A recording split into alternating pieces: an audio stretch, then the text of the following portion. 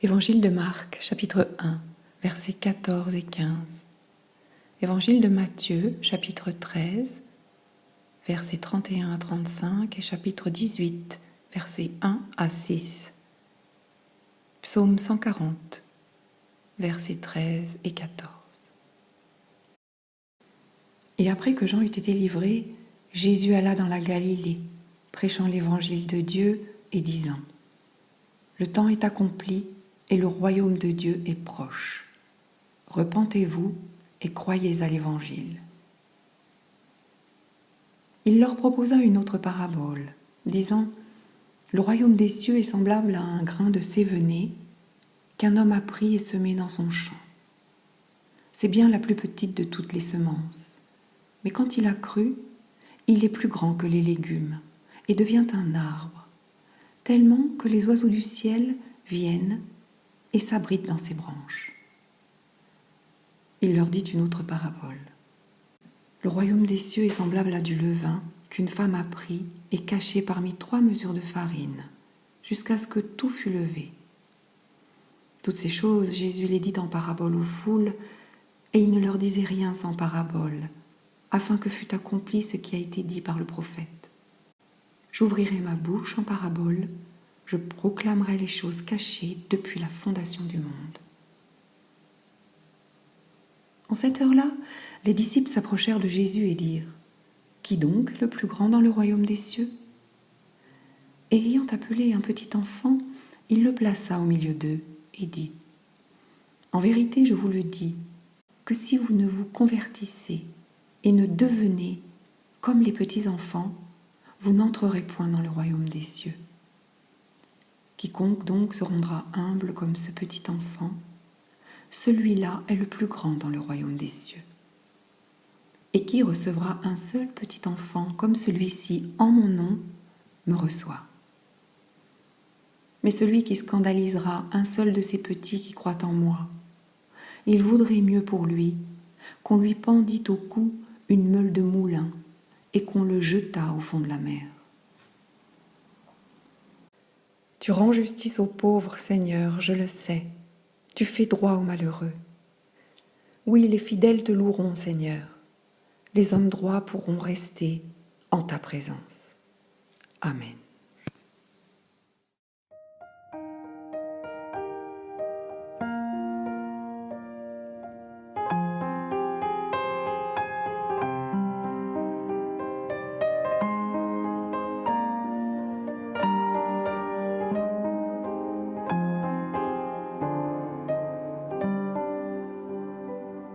L'esprit de vérité vienne sur nous maintenant, pour que nous puissions te ressembler et savoir prier. Notre Père qui es aux cieux, que ton nom soit sanctifié. Que ton règne vienne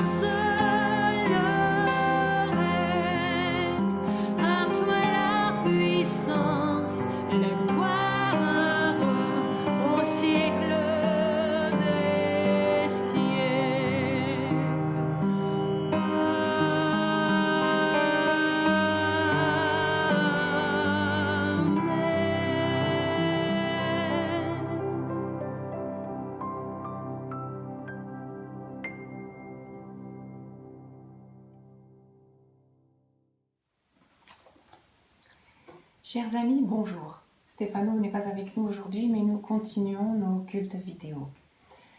Et je commencerai par une citation d'Anthony de Mello, prêtre jésuite du XXe siècle, qui nous dit « Gardez-vous de mépriser les histoires.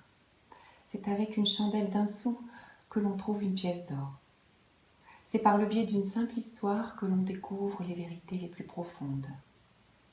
Car la distance la plus courte entre un être humain et la vérité est une histoire. » Pourquoi ai-je choisi cette citation ? Bien, comme nous l'avons lu, comme nous l'avons écouté, lorsque Jésus parle du royaume, il en parle en parabole. Et il ne disait rien du royaume sans parabole.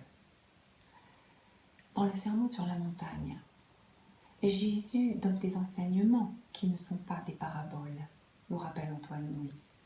Oui, mais lorsqu'il s'agit du mystère du règne de Dieu, de sa présence dans le monde, de sa croissance, de son avènement, il n'en parle qu'en parabole. Le royaume des cieux, le royaume de Dieu, lorsque Dieu règne, dès lors qu'il règne, dirait notre grand théologien italien Paolo Rica, que je citerai à plusieurs reprises aujourd'hui. Rappelons que le royaume de Dieu prend sa dimension au sein du judaïsme et du christianisme et qu'il est lié à la fin des temps, comme le rappelle Jean-Baptiste. La fin des temps, mais surtout la fin d'un certain temps, et d'un temps à la fois universel, ouvert à tous, et également très personnel. Un temps peut-être lointain, mais aussi très proche. Le royaume de Dieu et l'annonce de sa venue, voilà toute la prédication de Jésus de Nazareth, qui vient bouleverser la conception du royaume. Il nous parle de sa proximité, de la proximité du royaume de Dieu. Jean-Baptiste et Jésus ont-ils deux approches différentes ? Peut-être pas si différentes. Pour les Juifs, le royaume est une notion très importante. On y retrouve le royaume présent, accessible à une élite, les prophètes, les rabbis, un royaume bien gardé, le Saint-Temple, le royaume par les lois, sans oublier les sacrifices, le royaume à venir, lié au futur, lié à la fin des temps. Jean-Baptiste, dans son exhortation au changement, amorce-t-il à la fois un lien, une rupture entre la tradition juive et la prédication de Jésus-Christ concernant le royaume de Dieu ? Avec Jésus, le royaume change de visage. Il devient bonne nouvelle. Une bonne nouvelle qui est à la fois une personne, Jésus-Christ, et un message. Bonne nouvelle que le royaume de Dieu devient accessible à tous. Le temps est accompli et le règne de Dieu s'est approché. Un royaume qui s'approche maintenant de chaque être humain, sans oublier les trop souvent oubliés, les déshérités de notre monde, de notre planète et de ses richesses.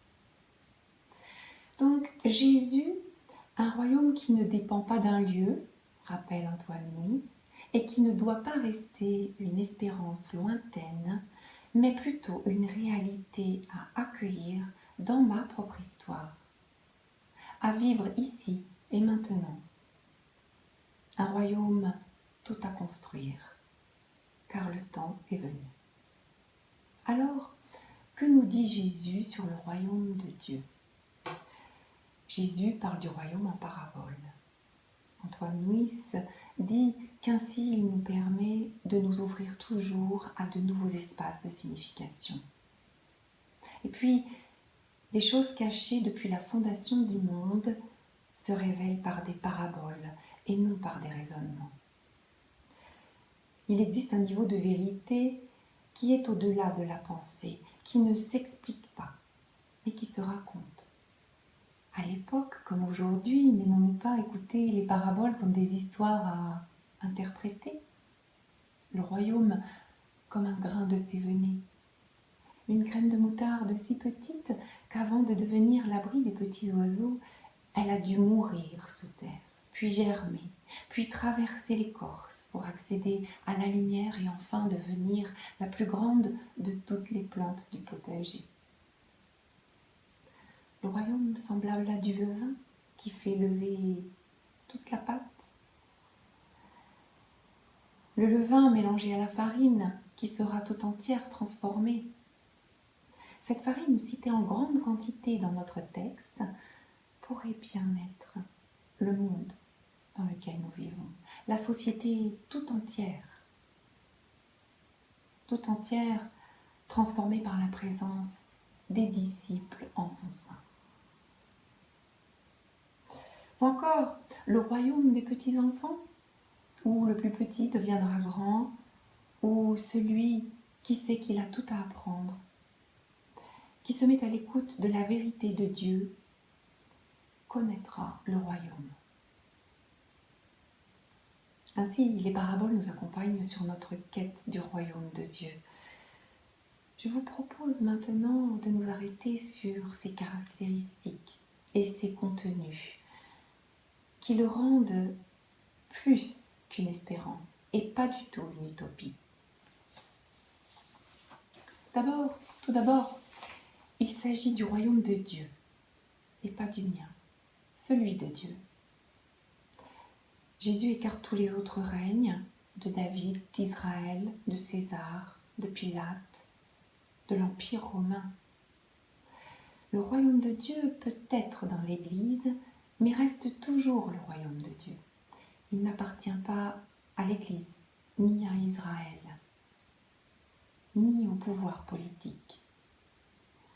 Même le règne le meilleur de tous les règnes humains n'est pas le règne de Dieu, c'en est un autre. Le règne n'est pas de ce monde, mais pour ce monde. Jésus est un roi bien différent, comme il n'en existe aucun autre. Un roi qui ne gouverne pas avec la loi, mais avec l'évangile, avec l'amour. Sa couronne est une couronne d'épines et son trône est une croix d'une puissance inimaginable. Jésus nous parle d'un royaume qui semble se situer dans l'environnement de la vie de tous les jours, dans les vies profanes même. Les personnages des paraboles ne sont pas des religieux. Le règne de Dieu se révèle dans l'espace laïque. Le royaume de Dieu est caché, il n'est pas évident. On ne voit pas la perle avant d'ouvrir la coquille, et on ne voit pas le levain dans le pain, mais pourtant ils existent. C'est pourquoi le rôle de l'Église est de discerner la présence de Dieu dans un lieu profane, dans une personne. Puisse l'Église se laisser guider par les paraboles. Ce règne caché doit être manifesté. Le temps appartient à Dieu. Le règne est présent et futur. Lorsque Dieu est présent, se trouve le futur, se trouve l'avenir et donc l'espérance, ajoute Paul Auric. L'espérance, quelle espérance! Jésus n'a pas seulement raconté les paraboles, il les a construites. Alors puissions-nous à notre tour les construire. Ce serait merveilleux si les églises parlaient moins d'elles-mêmes et plus des paraboles à construire, voire même uniquement des paraboles, à vivre comme l'a fait Jésus. Puissions-nous être libérés de la prison religieuse.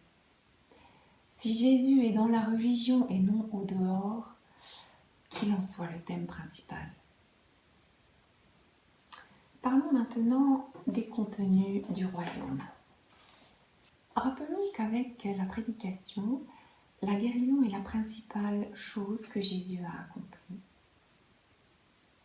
Jésus parcourait toute la Galilée, enseignant dans les synagogues, prêchant la bonne nouvelle du royaume et guérissant toute maladie et toute infirmité parmi le peuple, nous dit Matthieu au chapitre 4. Puis il envoie les disciples guérir, car le monde est bien malade.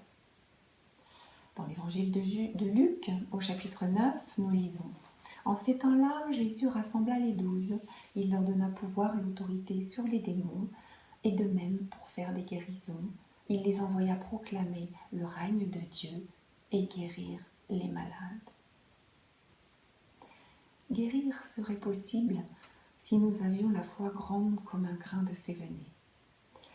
Et si la guérison n'est pas toujours possible, alors, chers amis, il est toujours possible de soigner, de prendre soin. Ta maladie me regarde. Les temps anciens sont terminés où l'on croyait qu'il ne fallait pas s'approcher, que les maladies étaient un problème personnel.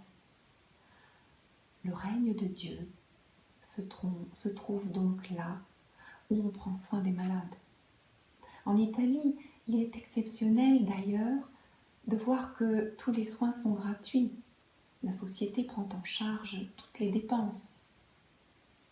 Voici un exemple de discernement de la parabole au sein de la société.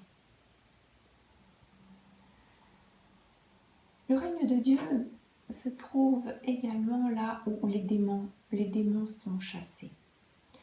Pensons aux démons du mensonge, démons de la possession, cette possession qui finalement nous possède, démons de l'argent, du pouvoir, démons de la violence. Tout cela ressemble bien à une société malade. Notre société est malade.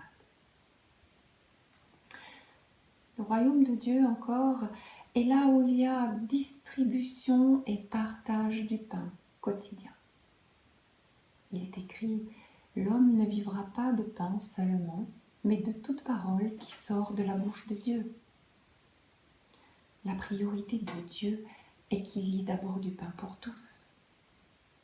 Comme nous le rappelle la parabole des ouvriers de la dernière heure dans l'évangile de Matthieu, chapitre 20.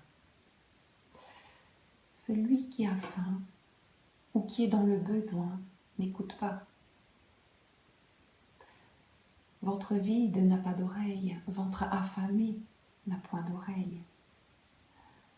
L'expression sous une autre forme date du IIe siècle avant Jésus-Christ. Celui qui a extrêmement faim est prêt à prendre des risques. Il n'écoute plus la voix de la raison pour parvenir à manger. Il en est de même pour celui qui, très pauvre, n'hésite pas à utiliser des moyens illicites, voire dangereux, pour subvenir à ses besoins fondamentaux. Ces besoins fondamentaux qui sont très bien décrits dans la pyramide de Maslow. Je les rappelle rapidement, ils sont au nombre de 5. Besoins physiologiques, besoin de sécurité, besoin d'appartenance, besoin d'estime, besoin de s'accomplir. Paolo Rica, donc un des plus grands théologiens de notre temps, s'insurge. Voici le grand blasphème de notre temps. Laisser les gens dans le besoin, sans nourriture. Et qu'en est-il des hiérarchies humaines? N'y a-t-il pas nécessité de renversement de ces hiérarchies humaines, si mal construites, car les plus riches sont toujours les plus riches et les plus pauvres toujours plus pauvres. Beaucoup des premiers seront les derniers et beaucoup des derniers seront les premiers. Le royaume de Dieu ressemble donc à un royaume où tous reçoivent selon leurs besoins et où les hiérarchies sont abolies. Et puis, Jésus inclut dans le royaume celui qui est exclu. Ne faisons-nous pas le contraire en désignant les extra-communautaires et en les excluant? J'approche de la fin. En évoquant la non-violence, Jésus, le prophète désarmé. Notre siècle a connu et connaît encore de grandes violences. En face, beaucoup ont lutté et se sont montrés disciples et témoins du royaume de Dieu. Ainsi, la conversion à la non-violence est un témoignage que le règne de Dieu s'est approché. Et pour finir, n'oublions jamais la compassion et le pardon. Le règne de Dieu, c'est le cœur de Dieu, la miséricorde, un réel pardon qui ne laisse aucune trace du péché. Voici, chers amis, encore une parabole possible à construire. Et voici comment la vie du monde dans lequel nous évoluons devient royaume de Dieu. Amen.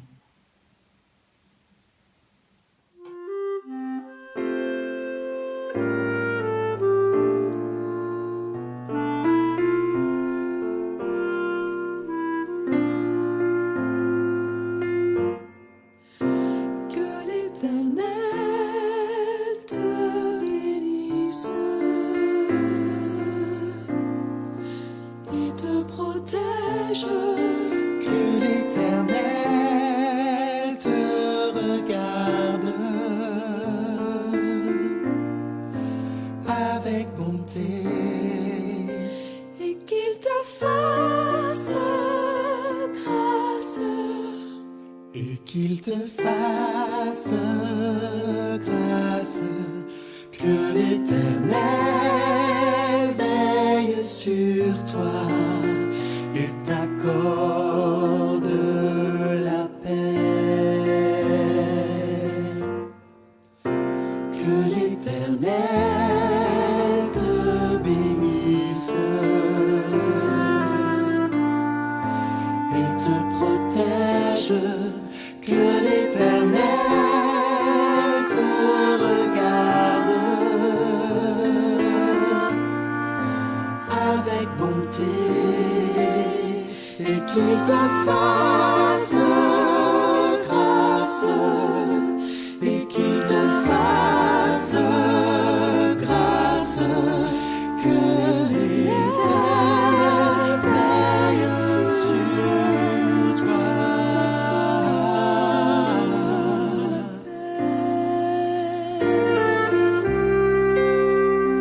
et qu'il te fasse grâce et qu'il te fasse grâce. Que